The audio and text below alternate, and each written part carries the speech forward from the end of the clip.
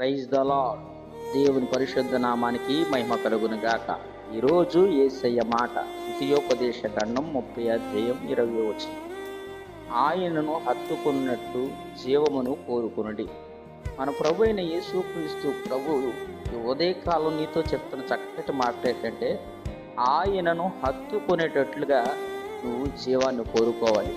అంటే అర్థం ఏంటంటే, ఎవరైతే ఆయన హత్తుకుని ఆయన వెంబడిస్తారో వారిలో జీవం ఉంటుంది. వారు జీవం కలిగి జీవిస్తారు. జీవం అనగా అర్థం ఏంటంటే, ఈ లోక సంబంధమైన జీవం కాదు. ఆయన హత్తుకునడం ద్వారా పరమ జీవాన్ని దేవుడు కలుగు చేయడం కోరుకుంటున్నాడు.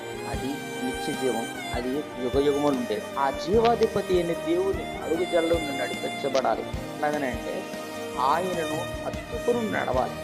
ఎవరైతే ఆయన హత్తుకుని ఆయన వెంబడిస్తూ ఆయన అడుగుజాల్లో నడుస్తారో, ఆయన హృదయంలో దాచుకుంటారో వారికి జీవం త్వరగా సమృద్ధిగా దొరుకుతుందని పరిశుద్ధాత్మ చెప్తున్నాడు. అంటే జీవం నువ్వు కోరుకోవాలంటే మొదట ఆయన హత్తుకునేటట్టుగా ఉండాలి.